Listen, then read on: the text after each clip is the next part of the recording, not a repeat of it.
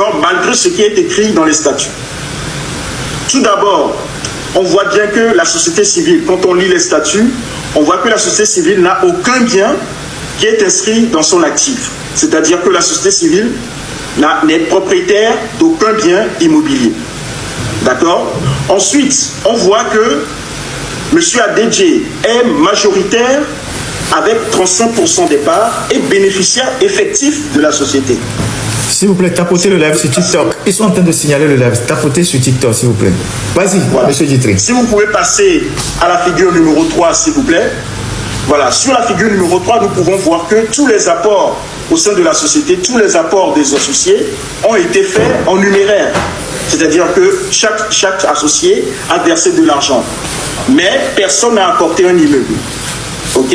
Personne n'a apporté un immeuble. Parce que normalement, dans une société civile immobilière, un des associés apporte un immeuble qui est ensuite géré par tout le monde. Là, dans le cas présent, ce n'est pas le cas. Vous voyez? Et ensuite, on voit sur la figure numéro 4, si vous pouvez passer la figure numéro 4, que M. Adedje est le détenteur majoritaire du capital de cette SCI. Ça veut dire quoi, détenteur majoritaire? Il a plus de 35% des parts. Et quand on a plus de 25% des parts dans une SCI, on est automatiquement le bénéficiaire effectif. Donc, comme les statuts le disent, ça c'est un article des statuts qui dit que le bénéficiaire effectif est quelqu'un qui possède directement ou indirectement plus de 25% du capital et des droits de vote.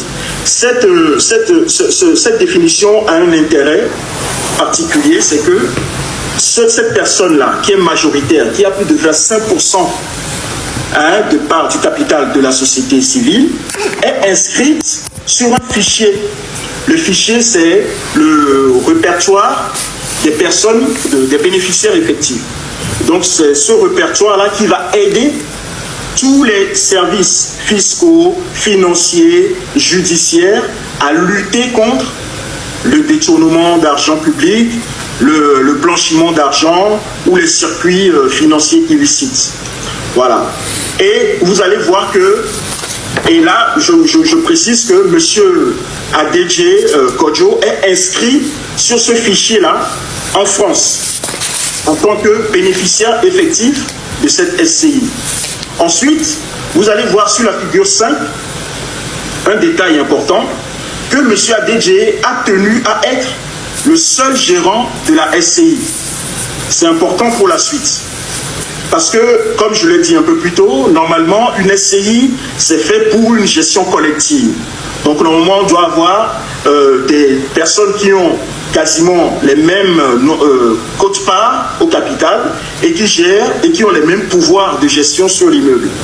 Là, non seulement on n'a pas d'immeuble dans la SCI, mais en plus de ça, on a donc un gérant majoritaire qui tient à être le seul gérant. En revanche, il concède une délégation de signature à une de ses filles que tu as citée tout à l'heure, c'est Madame Enam Adedje qui habite à Paris. Voilà.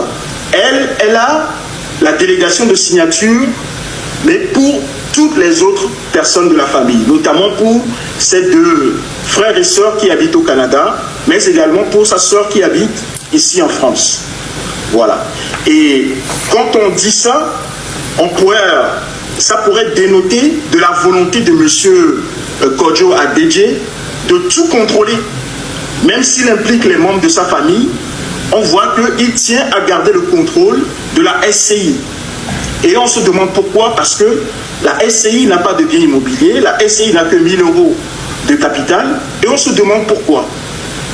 Donc, c'est ce qu'on va maintenant voir avec la figure 6.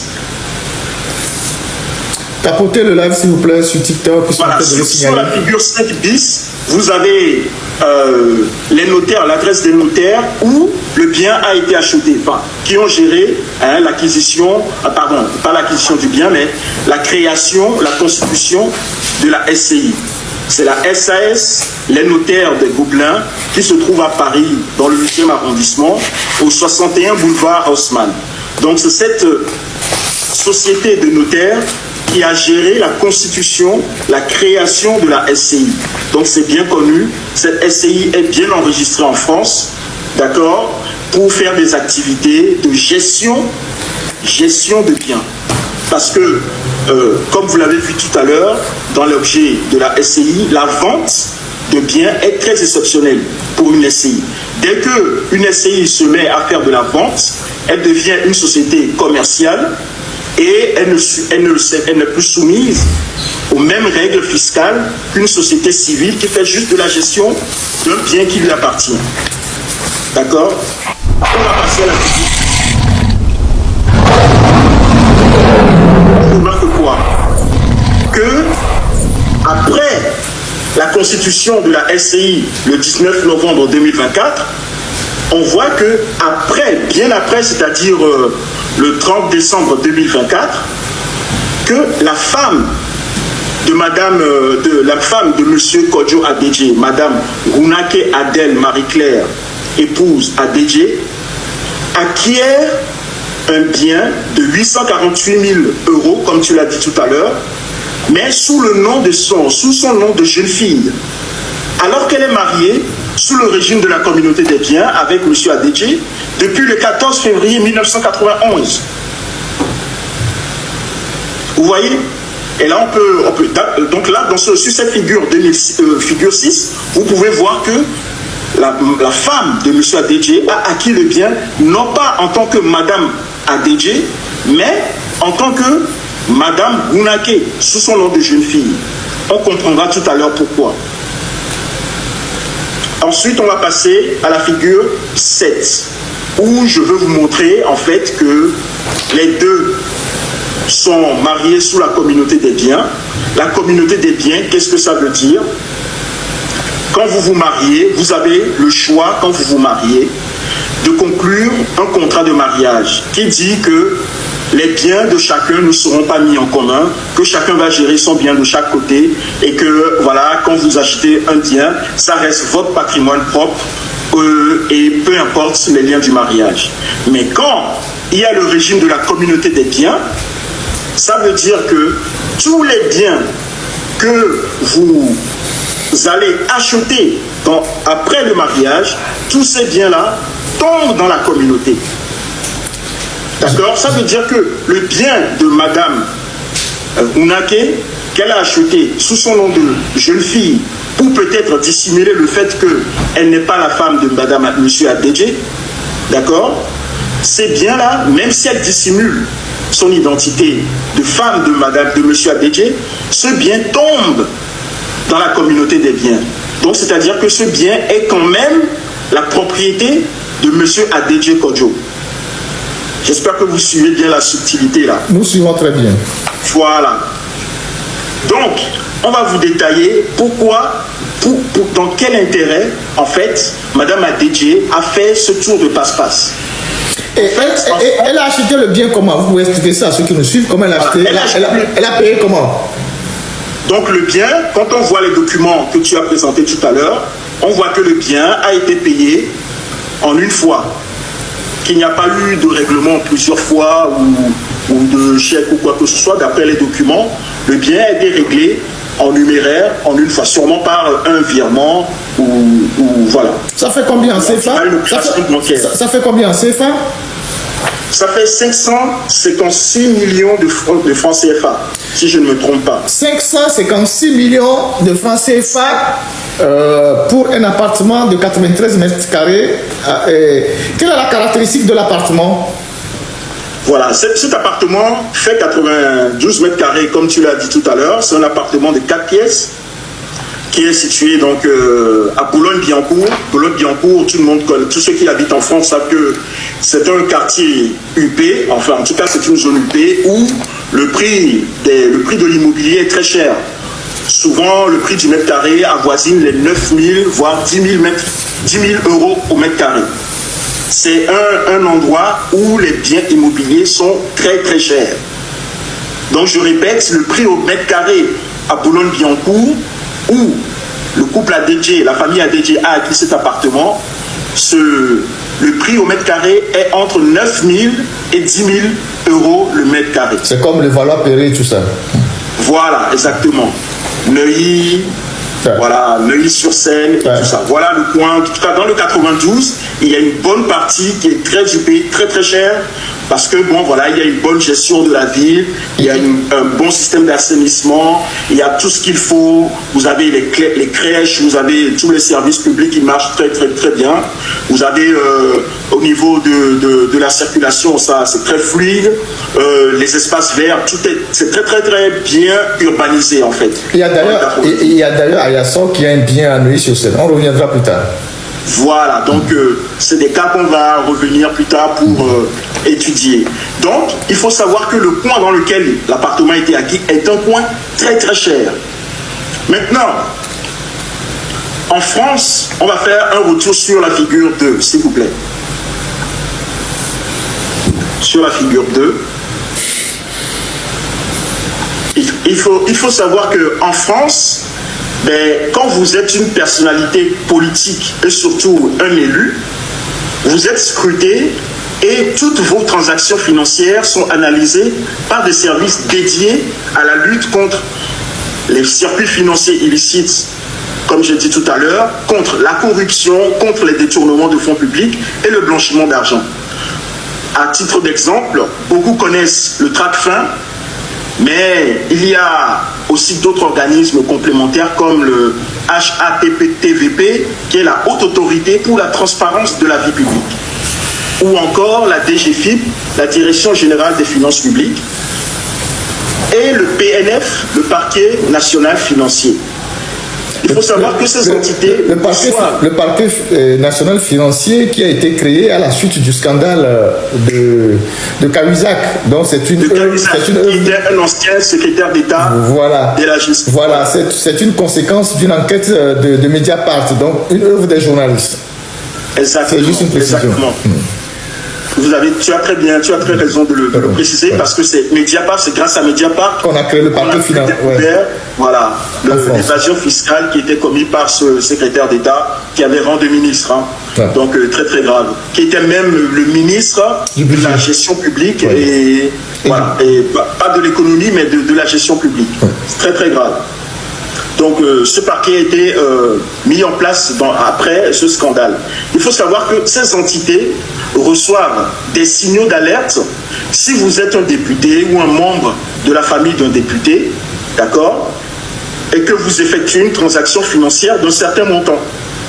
Donc les montants, ça varie, ça varie des différents organismes. Parfois, mais au TRACFIN par exemple, il faut savoir que quand vous faites, même n'importe qui, quand vous faites un virement de 2000 € dans une semaine, il faut savoir que votre banque le signale à TRACFIN. Si vous en faites plusieurs dans la semaine, de plus de 2000 €, il faut savoir que toutes ces informations remontent à TRACFIN, qui va faire des fouilles, qui va commencer à enquêter sur vous, sur vos activités professionnelles et tout, pour découvrir le trafic en fait, enfin le circuit des fonds.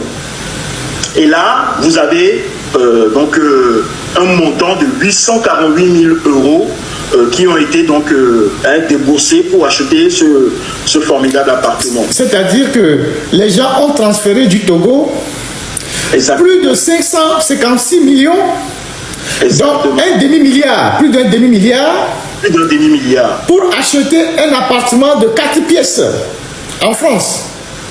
C'est-à-dire, les gens se sont levés un matin et ils ont sorti du Togo d'un seul coup.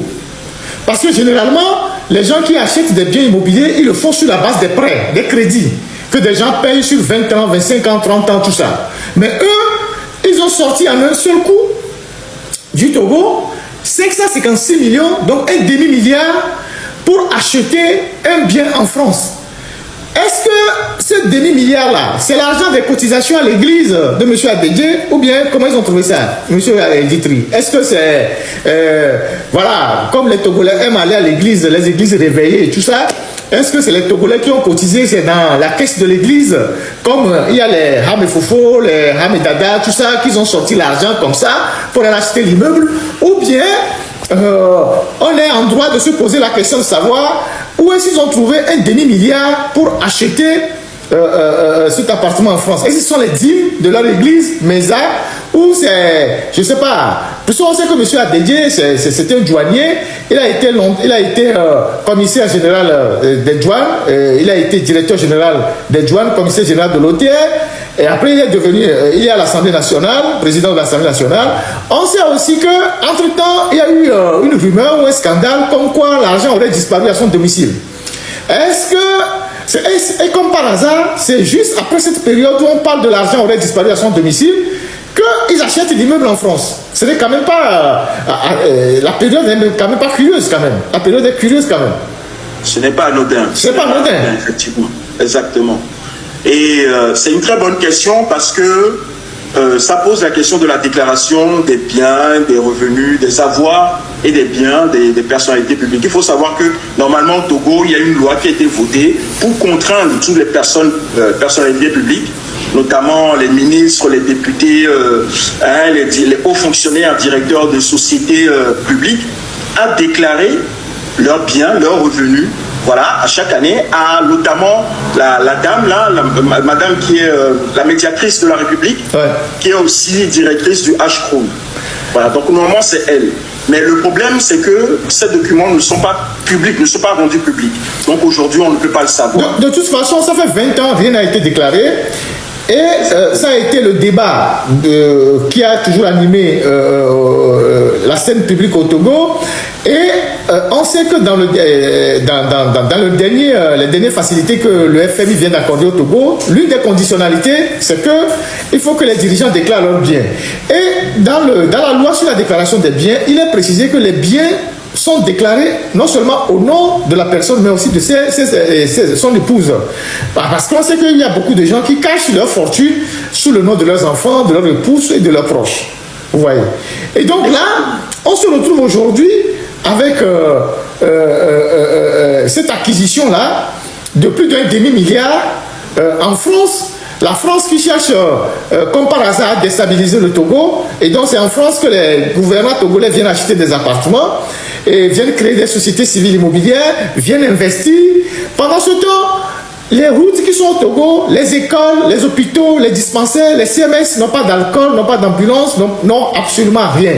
Alors, la question de savoir où est-ce que Mme Adédié a trouvé un demi-milliard pour venir acheter un appartement en France? Exactement. Et le souci, je voudrais rajouter aussi que au sein même de l'UMOA, il y a une directive qui, je ne sais pas si elle a été transposée déjà au Togo, mais je pense qu'elle a été. Et il y a une directive qui impose à toutes les organisations non lucratives, notamment les églises et tout ça, puisque tu as parlé tout à l'heure de la dîme, de déclarer leur comptabilité, notamment à la Cour des comptes, et au CENTIF aussi, qui est au Togo. Donc, il y a tous ces lacunes-là qui ne sont pas encore comblées au Togo et qu'on a nécessairement besoin d'appuyer pour comprendre certaines choses. Parce que, tu l'as dit tout à l'heure, mais il faut rappeler que M. Adédié est aussi pasteur, et pasteur d'une congrégation. Et normalement, cette congrégation doit déclarer ses comptes au niveau du CENTIF. Voilà, le CENTIF, c'est un organisme au Togo là-bas qui s'occupe de la lutte contre le blanchiment d'argent ou le détournement de fonds publics. Ce n'est pas fait et ce n'est pas rendu public. Donc, on n'en sait rien. On n'en sait rien. Et voilà, gars. J'espère bien que vous avez tous suivi la vidéo du début jusqu'à la fin. Voilà. C'était une fois encore Ferdinand Ité qui vous a encore sorti des dingueries de notre cher pays, le Togo. Voilà. Et vous avez écouté tout ce qu'il avait à dire. Voilà. Il a dit beaucoup, il a dénoncé beaucoup. Il a fait parler. Et vous avez écouté la voix de cette personne-là. Et puis, après avoir écouté ça, vous allez voir qu'il explique à chaque fois. Voilà, il explique à chaque fois. Et dans son avis, sur ces trucs et tout. Voilà. C'est Ferdinand Ité pour vous. Voilà, et ben on a quoi. C'est quand même, voilà. Et j'espère bien que vous êtes bien régalés. Voilà, n'hésitez pas à partager à liker, à vous abonner massivement à cette compte-là. À ce compte. Vous abonner massivement à ce compte-là pour ne rien rater, surtout. Pour ne rien rater. Parce que vous connaissez, c'est ici seulement, je vous dis toujours, c'est ici seulement que vous pouvez avoir tout. C'est ici seulement que vous pouvez avoir tout. Toutes les infos que vous voulez. Je vous dis, abonnez-vous. Toutes les infos, toutes les vidéos que vous voulez. C'est ici seulement que vous allez voir ça. De A à Z. Wesh. Les vrais connaissent. Ceux qui sont abonnés là, ils connaissent. Je dis bien, de A à Z, sans coupure. Voilà, sans coupure au fait. Ce qui est sûr là, tu vas regarder du début jusqu'à la fin. Tu vas regarder du début jusqu'à la fin. C'est pas... Non. N'oublie, ciao. Non, c'est pas la bouche au fait. Tu vas regarder du début jusqu'à la fin. C'est ici seulement que tu peux voir ça. Ouais, c'est ici seulement que tu peux voir ça. Donc abonne-toi. Et si tu n'as pas eu de t'abonner, clique là-bas et abonne-toi. Et n'oublie pas, active la cloche de notification pour ne rien rater. À chaque fois que je publie en même temps, tu reçois les notifications. Tu vas t'envoyer des notifications. Voilà, il va t'envoyer des notifications pour que tu saches que voilà, on a publié quelque chose, que j'ai publié quelque chose. Sois câblé au fait, sois câblé sur ma page. Si tu vas au travail, toi-même tu sais que de telle heure à telle heure, tu fais le travail, tu fais le boulot.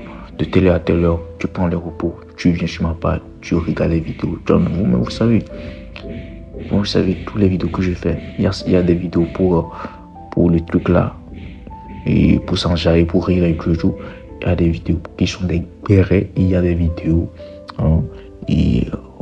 pour connaître votre pays. Donc c'est ici que tout fait. Ma page ici, c'est l'univers des infos. Voilà, si j'allais donner notre nom à cette page-là, j'allais dire univers des infos. Parce qu'il y a tout.